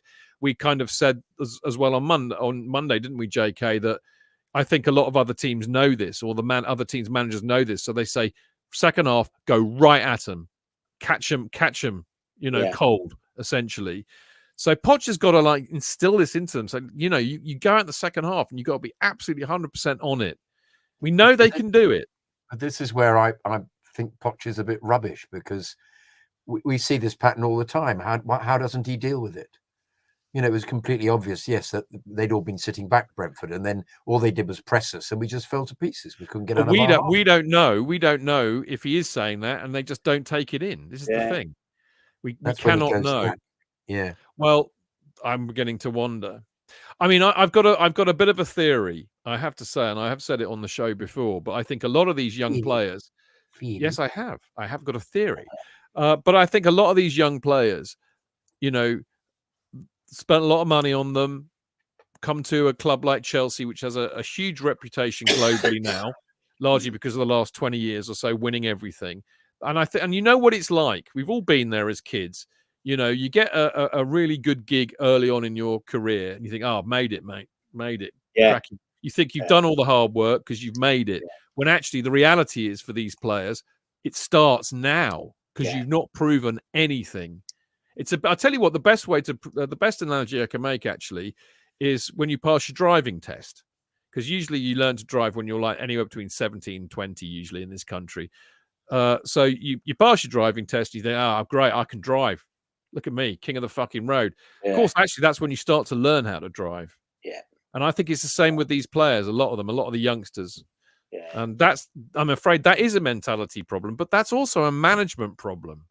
And I wonder sometimes if he's a very much an arm. I mean, I think he's a player's manager in a way, very much arm around them, quite paternal. But, sometimes as a parent, you've got to be a shithouse as well. Yeah. You've got to say no, or you've got to kick them up the arse. You've got to tell them when they're wrong. Yeah. And that's the art of management. Well, I think this is what always made Ferguson stand out, wasn't it? That he, and Clough to a degree, back in his heyday, he had that kind of charm, that fatherly charm about him. I think he was famously asked, I think it was in a Parkinson interview, what would you do if a player, sat down and said, I can't play the second half unless I have a cigarette at half time. And he said, I'd get him a packet of 20. He said, not sit there and smoke them with him, if that's what it took to get him out there, And I think there is a bit of that. The modern game is very different, as we know. And modern players are very different. They're not getting on the bus and going home with the likes of JK and me after the game. We remember them days, don't we, JK? And I think it's very, very different now. That they are separated by more degrees from the fans and everything, by wealth, by everything like that. And I just think, you when you look at Klopp and Guardiola at Liverpool and City, they almost seem to be the exception, don't they? Aren't they the two longest serving managers now in the Premiership? Yeah, they are. As well? I think so. And they seem to be the exception to that whole thing. And like I said, we've all said it doesn't look like our players have down tools. It looks like they've got the tools in their hand, but they just don't know what to fucking do with them, basically, rather than anything else. I remember going back on the tube with Roy Bentley. Yeah, there you go. Wow. 1956. Did you tell him? Did you tell him everything he'd done wrong in the game, JK? Yes, I did actually. Yeah, I said, Was that "You- based in the, I said, was that back you'll in the never days play when- for England, Roy." I said, "Never ever if you don't hit the ball first time like Jimmy Floyd and Vialli." I said. I think my granddad remembered that because he was the bloke with the red flag walking in front of the tube. He would have been. He would have been. Listen, when boys. when it was a lot of fog, there was fog down the line. He'd do that. That's You'd put a lamp by the train. You're being shambolic, and I love you for it. Listen, there's one other thing that I think needs to happen on Monday, and this is a harder one to gauge because this has got nothing to do with Mauricio Pochettino or the players per se. At the Leeds game, as I mentioned on the show, it was one of the weirdest atmospheres I've seen for a long, long time. We're as skittish as the bloody team, I think. And the slightest thing that goes wrong and everybody is like tutting or down or whatever. But I can't remember where I read this. It was either on Twitter or somewhere. I do not know. Forgive me again. But it was beautifully put. It was beautifully put. And, without, sounding like some dewy-eyed old git, we do need to back these players and support them. I mean, they're kids. And I think it gets to them when we're like on their case. And I know it's hard because I get infuriated watching them. I really do. But I think we need to get behind them. I think we need to give them some support. I really do. Because having been at the Palace game, away game, where, and as you know, and I'm absolutely convinced that the genius of playing, Three Little Birds, got us going for 10, 15 minutes. And I'm absolutely convinced it lifted the team. Yeah. And I think being youngsters, they don't have that ability yet to tune out the noise, and I think it really gets to them. Yeah, and I think that's the sort of thing you get with experience when you look at the likes of JT and look at Drogba's first season when he was getting pilloried by 50% of the fans. And I was one of those that was not pillorying him because I'd seen how great I thought he could be when he was at Marseille. And I think you're right. I think we've got this whole thing with, look, I can't stand Sterling, but I won't boo him. That's not going to help, is it? It's just not, I can vent my own dissatisfaction at his playing capabilities and his decisions with my post-match observations or talking to people in the pub afterwards. I don't feel the need to make the atmosphere more more visceral than necessary. I just think you're right. There is something about the great players and the great squads we've had in the past where they could cut out the noise. We went through a Mourinho-esque stage under Mourinho, obviously, of winning a lot of games 1-0, right? And people thinking, well, this is a bit, it's not exactly thrilling, is it? And did Mourinho give a shit? Did the players give a shit? No, because he just got those 3 points. We're top of the league. Yeah, I mean, the reality is these days, of course, is that supporters generally are very reactive. So if you see something that they do that's good, or we score a goal, everybody's behind them, everybody's going for it. If you see a mistake or a sideways pass or them being an idiot, everybody gets on their case. It's kind of really where we are. And I mean, there's this kind of whole theory that we they have to do something for us to respond. Whereas, of course, when we started supporting, it was very different. You just went there, supported, and they either put it in or they didn't. So it'll be interesting to see what happens. I just really hope that people start twigging that, digging them out is just not going to help, really. It really isn't. because they're young and they're inexperienced and all the rest of it. Right, so just to recap on the predictions, I think I'm going to go for a Desmond. I'm going to go 2-2. JK?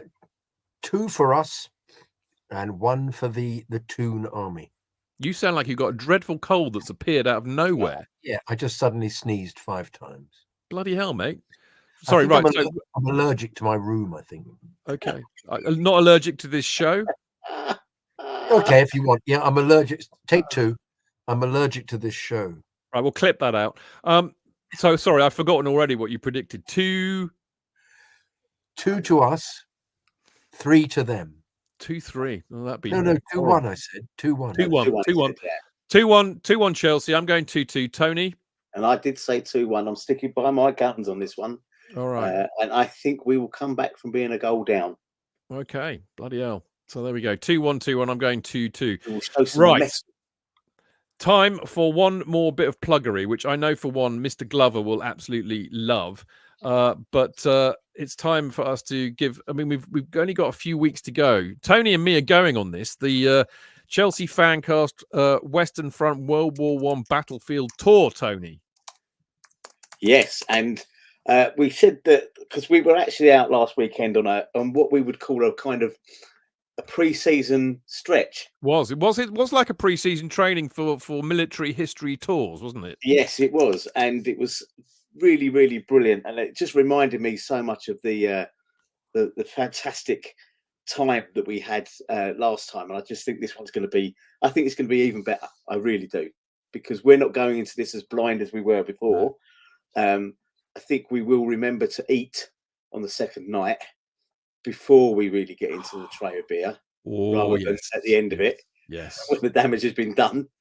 Yes. Do you know what, Tony? I'll be honest with you. I'm a bit worried about the Western Front tour because, you know, I got so bad on Saturday. I think I'm a bit out of training. I think actually it told me that I was hanging out my arse. And I need to do some more training before we go away in June. But also, I'm older, and I'm a bit like Thiago Silva. My recovery time is a lot longer. I was so hungover for Sunday. Yeah. I went down to the allotment to do a half a day's toil. 45 minutes, mate. I had to come back and lie down. Yeah, I was not a well boy. And Monday, it went into Monday. Yeah. So I'm a bit worried about our tour that I'm going to be able to, I think past glories. Yeah, I think we discussed this last week in the pub about the fact that I think there was a guy from Aston Villa, wasn't there? An Aston Villa fan, Mark, that we met. And we were talking to him and saying, well, it may well be Chelsea related, and to the Arsenal guys. Well, I think they're part of Alex's Great War group, aren't they? They are. And saying that, this is not about us going over there and saying, look at what Chelsea did in the Great War. We're better than anybody else. We're not. We're bang right in the middle of the road of players that, died and served at the time. But it's the banter. And I said, I think I'm sure it was Matt. I just said to him, when we went there back in 2019, there wasn't an awful lot of football talk. There really wasn't, was there? No. Because we were so busy doing other stuff and having a right good laugh that, I mean, even in the evenings, we touched on football stuff. I remember one of Alex's friends turned up, and he was one of the guides from one of the companies out there. And he was a lovely guy, but he was a Liverpool fan. And he took about 30 seconds of shit from us before we were all having a drink together. So I think, it's very convivial, isn't it? It is unbelievably convivial. It is, but it's not just about the eating and drinking, which of course is fantastic. I mean, France, Belgium, great booze, great food, great places. I mean, it is so moving and emotional during the day. And Alex and Johnny and Holmes are fantastic, fantastic hosts, and they know their onions. So look, bottom line is, if you fancy a long weekend in the Somme and Ypres, and learning a lot about the Great War and what happened in those battles, and also, of course, if you've got relatives that were fought or died out there, if they're buried out there, these guys will go and find out where they are. We'll take you there, tell you all about the history of what happened. So it can be very personal as well. It is as Tony and I keep saying, it's a once in a lifetime trip. Apart from for us, it's the second. But we loved it so much, we're going back. So Indeed. do come along. It's 21st to the 24th of June, about 650 quid. You really need to sign up to this month, because I think Alex expects to be paid this month for this, so she can get all the bookings done. So you haven't got very long, but if you really want to go, get in touch. I think the website, I mean, basically it's ISTORIA travel.org. I mean, I've got it on screen here, the full actual link, which is historiatravel.org/copy. Yeah. Weird bloody thing, but it's on the screen now. But it's also, all this information is pinned on our Chelsea Fancast X/Twitter account. So there you go. Do come along. It'd be great to see you. We loved it. For the money as well. That's your travel included, and your accommodation as well. And the accommodation, if we go to the same hotel in Arras, that was very nice. Brilliant hotel, wasn't it? The Hotel Ariane in Ypres is fan-fucking-tastic. Do you remember that place we went to for the Flemish stew? Yes, that was in Ypres. Yeah, cooked in beer, wasn't it? It was fantastic. Absolutely wonderful. But the Hotel Ariane, where we sat on the last night, and we had our victory cigar that you very kindly bought us a Monte Cristo out each. I did. And we had a large cognac, as I believe, maybe more than one. And we just regaled people with anecdotes. And it was just a fantastically, as you said, the perfect word, convivial evening. That's right.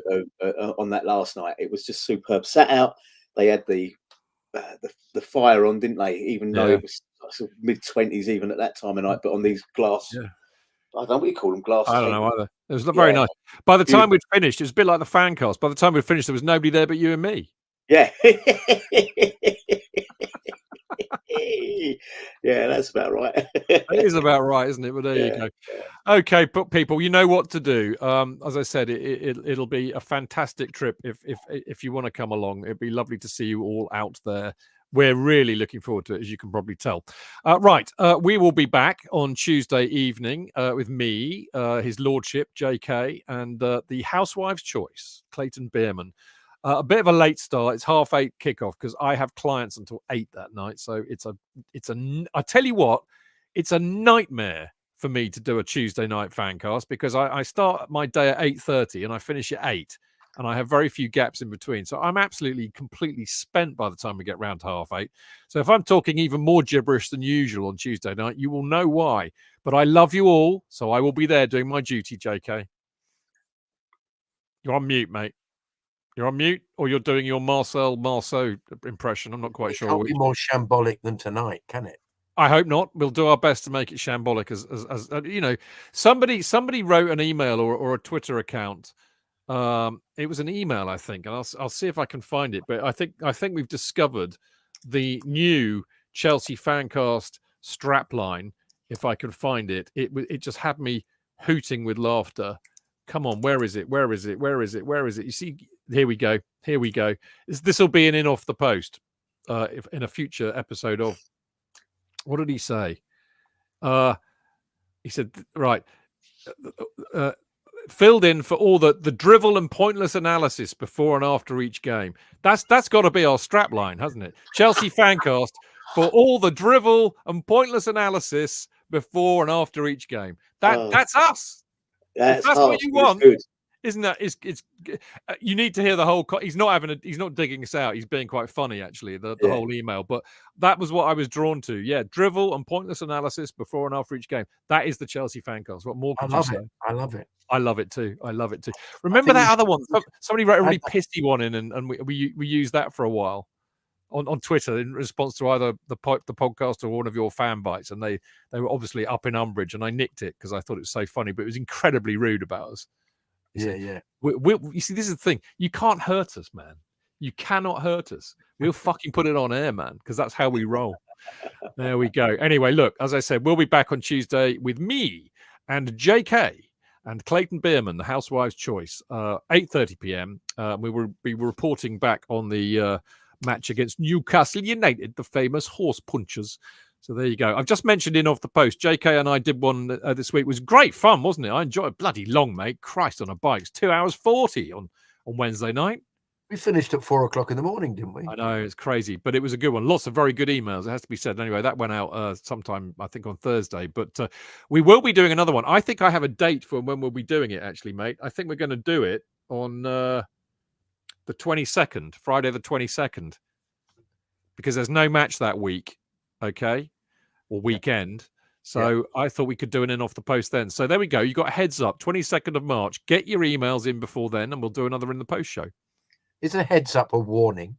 Yeah. Oh, if they don't, they'll find a horse's head in their bed, mate. Yeah, good. I like it. Yeah.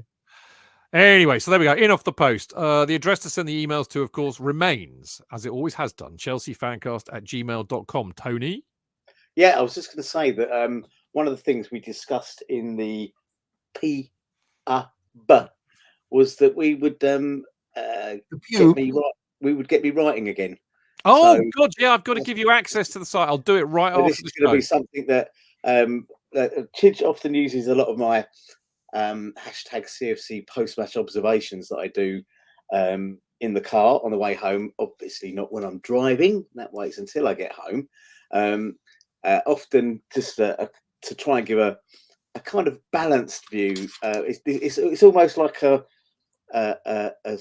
written version of the FanCast fan bite that the lovely JK does, except I can take my time over it, and I've learned how to thread these things now. And I said to Chidge, what I really miss is that we used to do a thing called the Chelsea blog years ago, me and Johnny Dyer, and Donal and Mark, and I'm sure I've forgotten somebody, but we used to do this thing, and we used to write these match reports, and they were never straightforward match reports. They were never just like you read on the BBC. There was always a take on the game, a witticism or a theme or something like that. So I'm hoping that perhaps I could exercise my writing cells again and incorporate the observations into some post-match reports for the website.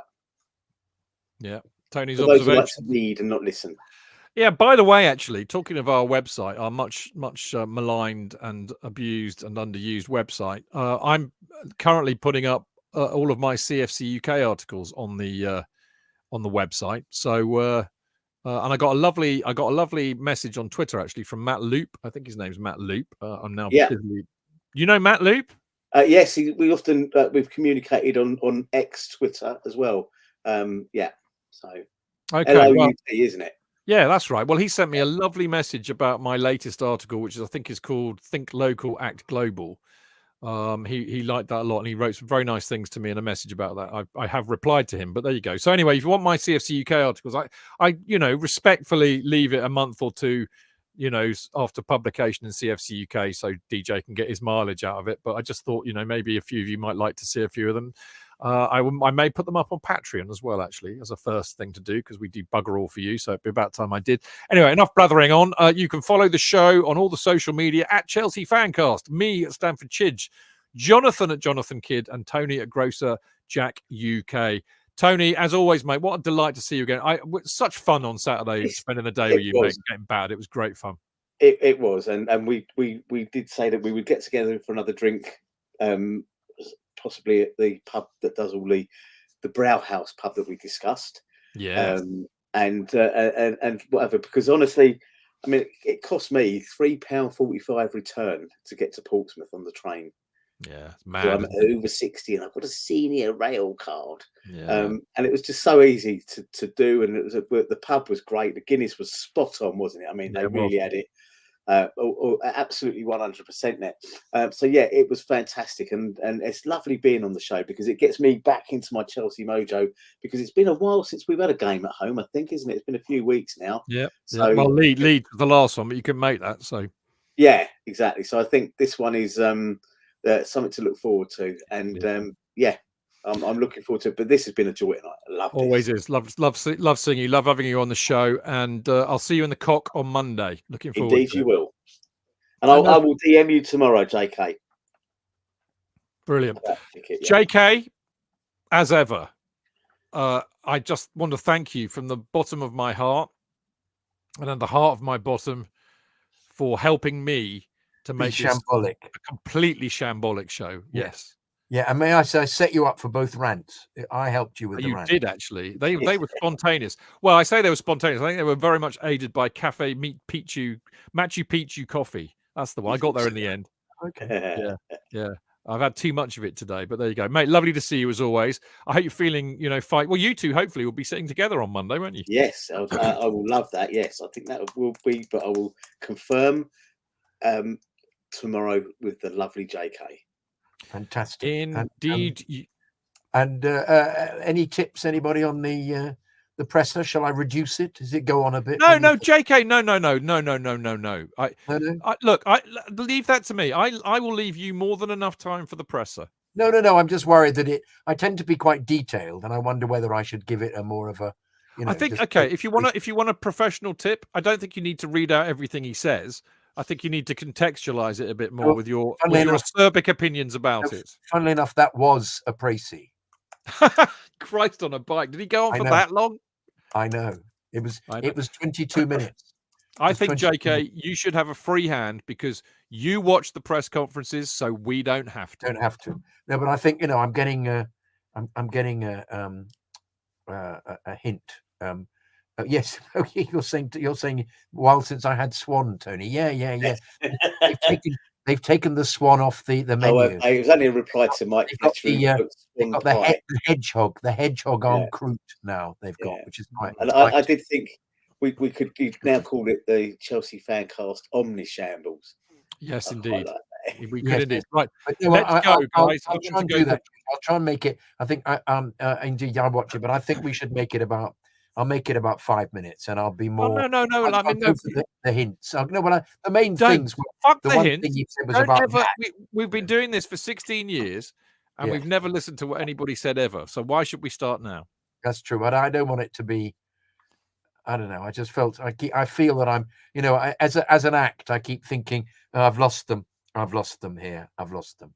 Well, and I think I ought to. I think I ought to just go. I won't do as much of his language. I'll say he meant then he did this and he did that, and then he asked him that, and the major thing was he did the thing like that, and he refused to answer the questions about the did he feel that he'd lost belief in the team, and that would have been enough. Mate, I've been loving them. If I want you to wrap it up and shorten it in the moment, I will tell you. I will tell you. Or just do what I always do, just to talk over you like I am now. Yeah, just say that's enough of that. Say that. Sorry, JK, it's just not working for me. Okay. Yeah, perfect. No, just do what you normally do. I love it, and actually, it's our show, not my show. It's our show, and that's all that matters to me. So there we go. Don't be self-conscious about that. Oh, just look. I've got one to sing. Thanks to press is one of my favourite parts of the show. Yes, exactly. Thank you, mate. Yeah. His language is the best bit. Oh, Mike Fletcher's Mike. Yeah, thank you, Mike. Give JK some love. Those of you who are still madly watching us at the moment, because we love them. Don't change, mate. We love you as you are. I think I may just self flagellate. Abridge. No, I do that anyway. No. Yeah. I'll go self-abuse. I think is the other word. I'll go have a wank now, but that's not what I'm talking about. No, I'll just self-abridge. Yeah. Okay, good. All right, mate. Lovely stuff. Okay, we better go. Great to see you both. Is that Caroline? Great. Enough already. Great to see you both. Enjoy the match on Monday. I'll see you then. You lot out there, as I said, we'll see you on Tuesday night. Thanks for listening. See you on Tuesday. Until then, keep it blue, keep it carefree, and keep it Chelsea. Yeah, Chelsea!